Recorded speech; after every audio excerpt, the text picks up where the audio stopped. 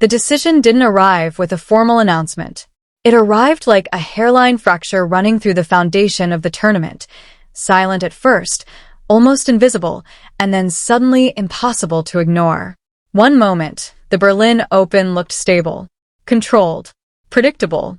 The kind of well-organized grass-court event that runs on schedule and delivers exactly what everyone expects. The next moment, everything was quietly collapsing behind closed doors. 6 withdrawals in a matter of days. Top names disappearing from the draw like they had never been entered at all. The tournament tried to project calm from the outside, but inside the administrative offices, the phones wouldn't stop ringing. Papers were being reprinted in real time, and matchups that had taken weeks to construct were being torn apart and rebuilt on the fly. The reshuffle that followed looked, from a distance, like a routine adjustment. A standard response to an unusual situation. The kind of thing professional tournaments handle all the time. But it wasn't routine. It was a domino effect, and it changed everything. Seeds were shifted. Lucky losers were pulled from the waiting list into the main draw without warning. Players who had spent days preparing for one specific opponent suddenly found themselves staring at an entirely different path. Coco Gauff moved into a higher seeding position. Others were pushed forward without ceremony or explanation. The entire structural architecture of the tournament bent visibly under the pressure of it all. Most players adapted. That's what professionals do. New opponent, new schedule, new plan. Uncertainty is baked into this sport. Everyone who competes at this level understands that. You adjust and you move forward. But for Alex Eala, something about this particular moment didn't feel like normal chaos. It felt targeted. The silence before the storm at first. She didn't speak. She sat with the revised draw sheet and read it line by line, slowly and carefully, the way you read something when you're not sure yet whether your instinct is correct or whether you're searching for a problem that isn't actually there. Her opponent hadn't changed. Her ranking path through the bracket hadn't changed. On the surface, everything looked exactly as it should. But the problem wasn't the opponent. The problem wasn't the path. It was everything surrounding it. The scheduling uncertainty. The shifting practice court times. The lack of fixed warm-up conditions.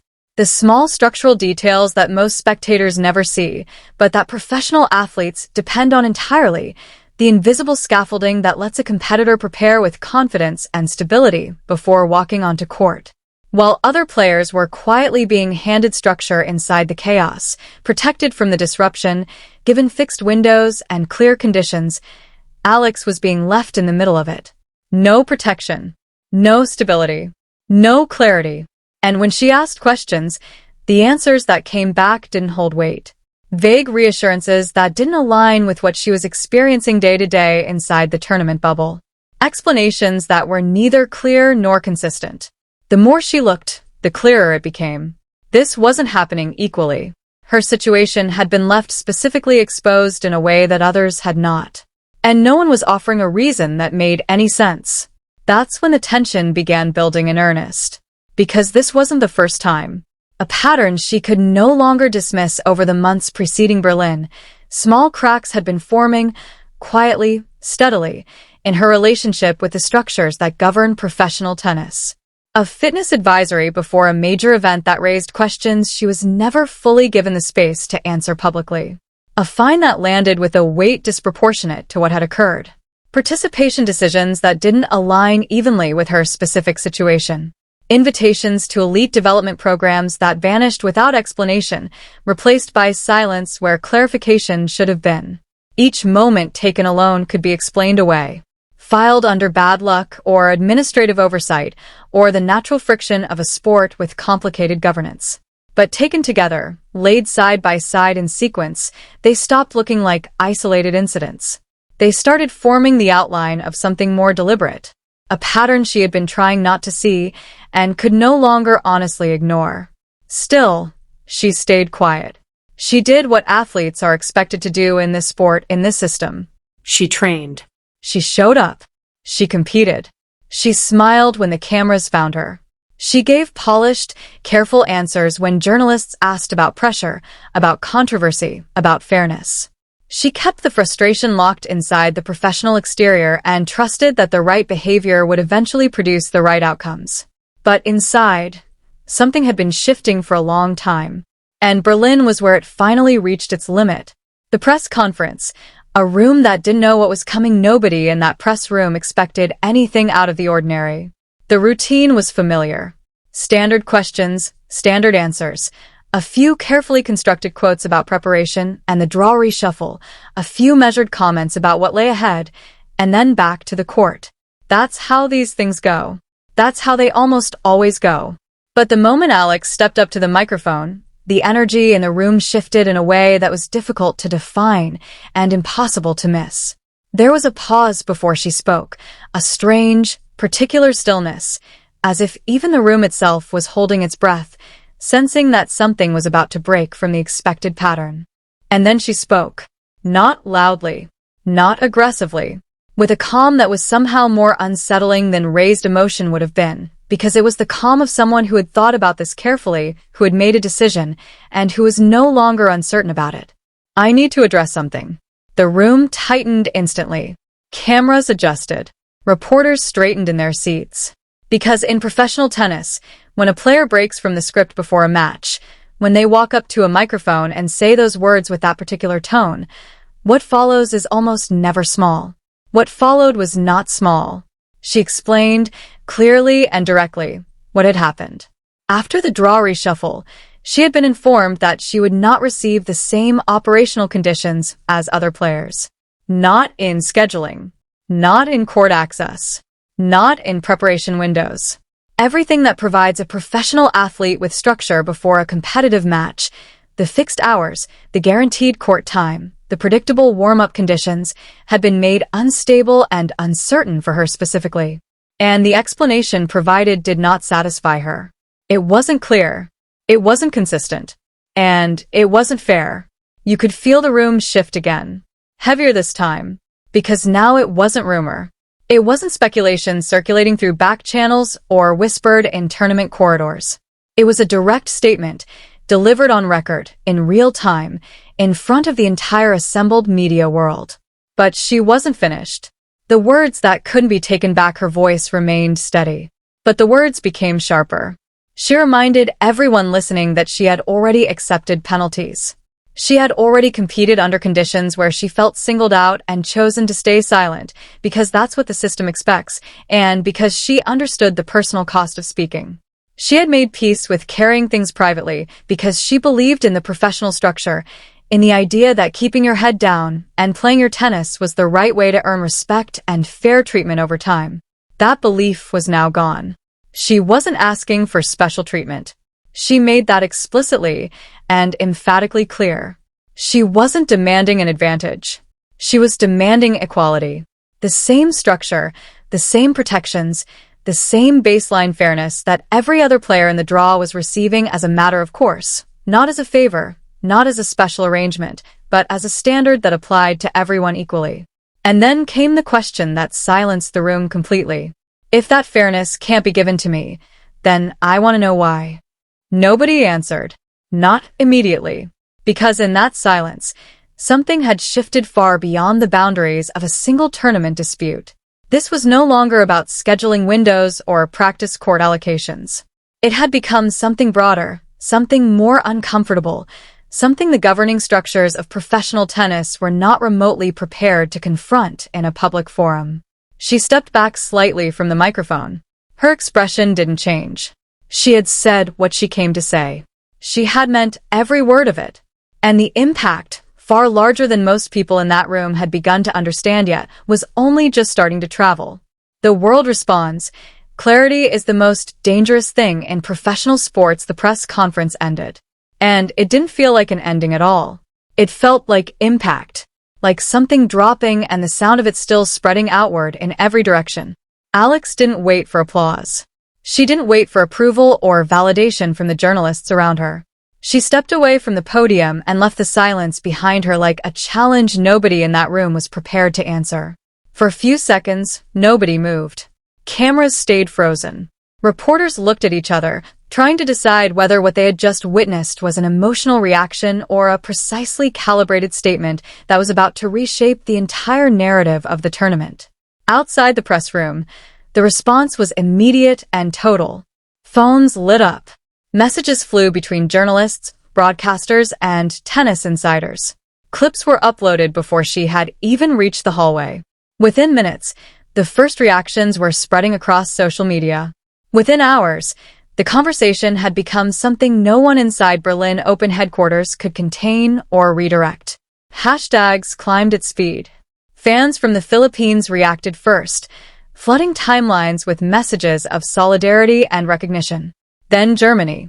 Then tennis communities across Europe and America and beyond. The conversation wasn't unified. It was loud and complicated and contested, as these things always are when someone says something publicly that everyone has been carefully not saying privately. Some called it brave. Some called it risky. Some said she had crossed an invisible line that players are expected never to touch, a boundary maintained less by rule than by the unspoken agreement that internal frustrations stay internal. But one phrase kept repeating itself everywhere, across languages and time zones, in comment sections and on broadcast panels, and in group chats among players who would never say it publicly. She finally said it out loud. And that line, those 6 words, changed the entire shape of the moment. Because once a player steps across the invisible boundary between private frustration and public statement, the sport doesn't respond the same way. Not immediately, not loudly, but structurally, quietly, in ways that take time to fully become visible. Alex Eala understood this. She wasn't inexperienced. She wasn't naive. She had been navigating this environment long enough to know exactly what speaking like this could set in motion. This was not a sudden emotional reaction to a bad day. This was the accumulated weight of weeks, of months, of small decisions that felt one-sided, situations where she had been asked to adapt without being offered the same flexibility that others received without question, moments where she stayed quiet because she believed the right behavior would eventually produce equitable outcomes. But systems don't self-correct simply because someone hopes they will. The ripple through the locker room inside the tournament environment. The reactions were intense, mixed, and almost entirely conducted in private. Some players avoided commenting at all, recognizing the sensitivity of a situation that sat at the intersection of professional solidarity, institutional loyalty, and personal risk. Others supported her quietly, in individual conversations, but kept their names entirely out of the public discussion. A small number spoke openly, carefully, selectively, choosing their words with the precision of people who understood exactly how the system responds when someone breaks from it publicly. But the underlying truth was consistent across all of them. Everyone was watching, and everyone wanted to know what happened next. Because this was no longer about a single match or a scheduling dispute or even a specific tournament's administrative decisions. It was about something larger. What governing structures do when a rising player, under global attention, publicly refuses to accept the standard answer and demands something more specific, more honest, and more equal in return. The first official response from tournament authorities was carefully worded, measured. A standard acknowledgement of concerns, a commitment to reviewing the situation, a reassurance about fair treatment for all players. The kind of statement that is designed to signal engagement without committing to anything specific, and that anyone familiar with how institutions communicate in these moments recognized immediately as a holding position, not a resolution. When Alex was informed of the response, she didn't soften. "I don't need a review," she said. "I need action. Fairness shouldn't require public pressure to exist." That single sentence spread faster than the press conference itself, because it wasn't just about tennis anymore. It was about experience, about systems, about what it costs to be someone who the structure doesn't naturally protect, and about what happens when that person decides the cost of silence is no longer worth paying. The heavyweights enter the conversation. The response from within the sport's own elite circle was the development nobody had fully anticipated. Coco Gauff was asked directly about the situation during her own media duties. She paused longer than usual, the kind of pause that signals genuine consideration rather than a rehearsed answer, before responding. She didn't criticize the tournament. She didn't escalate the controversy. But she didn't dismiss it either. She said she knew Alex. And if Alex had spoken up, it wasn't without reason. That was enough. Because when a top 10 player refuses to invalidate a complaint, when the instinct to maintain institutional peace gives way to something more personal and more honest, the space around that complaint becomes significantly harder for authorities to manage. Venus Williams entered the conversation from a different angle entirely, speaking to the principle of player voice and the fundamental importance of respect within the sport's governing structures. Billie Jean King followed, reminding the tennis world why player representation was established in the first place and what it was designed to protect against. Suddenly, a single press conference at a Berlin grass court event was echoing through multiple generations of the sport's history.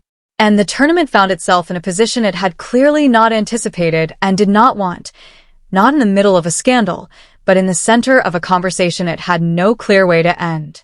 The match that was never just about tennis behind the scenes, the Berlin Open began restructuring its messaging strategy, not to silence the player, but to stabilize an environment that was threatening to become unpredictable in ways that could affect match-day operations. Because the worst outcome for any professional tournament isn't criticism. It's uncertainty spreading into the fabric of the competition itself. And that's exactly what was happening. The first-round match, Alex Eala versus Donna Vekic, had ceased to be a straightforward competitive matchup the moment the press conference footage began circulating. On paper, it was a competitive but manageable opening round. A rising player against a seasoned veteran in strong form after a surprise title run. In reality, it had become the most watched first-round match in the tournament. An audience that had expanded far beyond the usual tennis viewership was now tuned in, not just to see who would win, but to see what came next. To see whether speaking publicly under this kind of pressure would prove to be a source of clarity and focus, or a weight that disrupted everything. The day before the match, Alex kept her routine deliberately quiet. No additional comments. No further statements. Just preparation. But even that silence had become its own kind of communication, because when a player speaks once at the level she had spoken, everything that follows becomes part of the story. Reporters tried to read her mood in every available signal. Analysts debated whether the pressure would sharpen her or fracture her. Fans tried to interpret every post, every appearance, every visible moment for what it might reveal about her state of mind. The truth was considerably simpler than any of the interpretations. She had said what she needed to say. Everything else was tennis. But the pressure that surrounded her was real, and it was layered in ways that had nothing to do with the draw, or the ranking implications, or the Wimbledon seeding cutoff closing in. The stakes weren't just competitive anymore. They were narrative. She wasn't just walking into a match. She was walking into a moment that had already been decided in headlines and expectations, and a global audience that was watching for something specific, watching to see whether what she had done was the beginning of something, or whether the system would absorb it quietly and move on as it always had before. And as Berlin prepared for match day, one thing had settled with undeniable clarity over the entire tournament. This was no longer about a press conference. It was no longer about scheduling disputes or practice court access or a draw reshuffle that had affected dozens of players in a dozen different ways. It was about what happens next when a player decides that silence is no longer something she is willing to offer. And the answer to that question was still being written. On court. In real time. In front of the entire watching world.